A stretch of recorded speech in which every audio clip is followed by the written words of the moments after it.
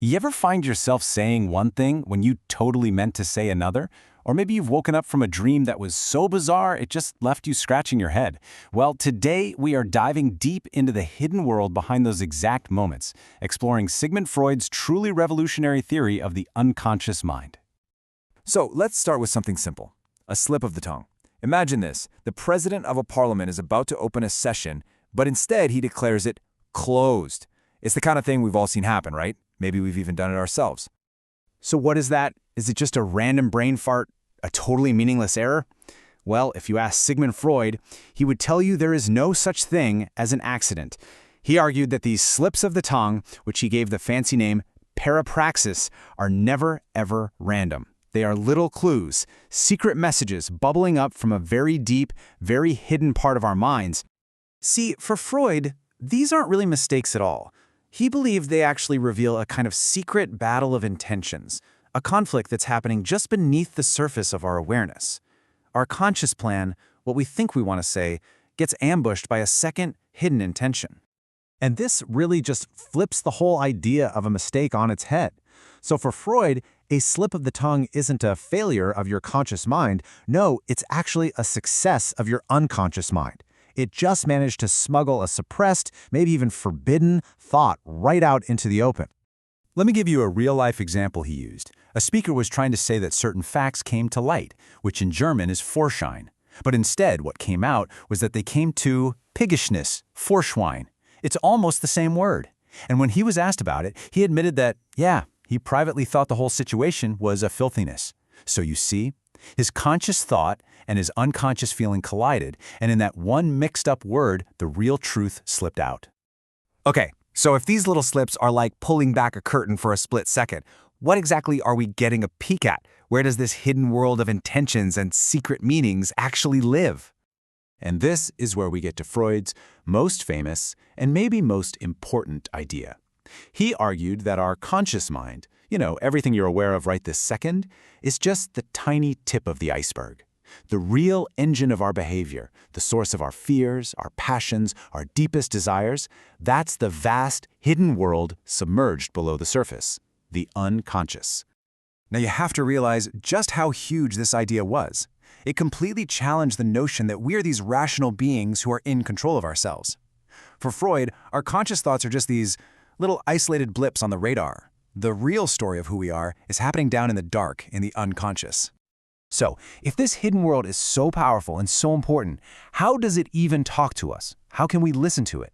Well, Freud believed its most direct line of communication, its main stage, was our dreams. He famously called dreams the royal road to the unconscious, and he argued that at their very core, every single dream is an attempt to fulfill a wish. He said the clearest proof of this doesn't come from the messy, complicated dreams of adults. No, it comes from the simple, straightforward dreams of children. It's actually brilliant in its simplicity. For example, a little boy is forced to give away his cherries during the day. That night, what does he dream about? That he ate them all. Or a little girl is sad her boat trip was too short. She dreams she was out on the lake all night long. Their dreams are so direct, they just grant them whatever they were denied during the day. The wish is fulfilled. Simple as that. Okay, that makes perfect sense for kids, but let's be real. If dreams are just wish fulfillment, why are our dreams, adult dreams, so often just bizarre, fragmented, weird, and a lot of the time they make absolutely no sense? The answer, Freud said, is all about disguise. See, our unconscious has these raw, powerful wishes, often stuff that's not exactly socially acceptable. But we have this internal censor, like a security guard for our mind, that blocks those wishes from just marching into our conscious thoughts. So to get past the guard, the dream has to get clever. It disguises the forbidden wish, translating it into symbols. The final result is that strange, symbolic, and often illogical dream that we remember when we wake up. So Freud started to create this kind of mini dictionary for dream language, arguing that some symbols show up again and again across different people. A house might symbolize the human body, a king and queen or your parents, a journey can mean death. But what's really fascinating is that he didn't just find this symbolic language in dreams. He started seeing it absolutely everywhere, in myths, in jokes, in fairy tales, and even in our common figures of speech. You know who understood this instinctively centuries before Freud? Shakespeare. Check out this line from Portia. She's forbidden from saying she loves a suitor, but look what slips out.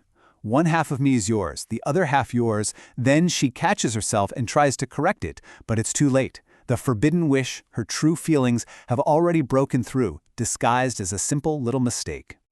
So when you put it all together, the slips of the tongue, the hidden meanings in our dreams, it all builds to what Freud saw as his most profound and, frankly, most challenging conclusion. Not just about our minds, but about humanity's place in the entire universe. Freud actually put his own work right alongside two other massive humiliations to human pride. First, there was Copernicus, who proved our planet wasn't the center of the universe. Ouch.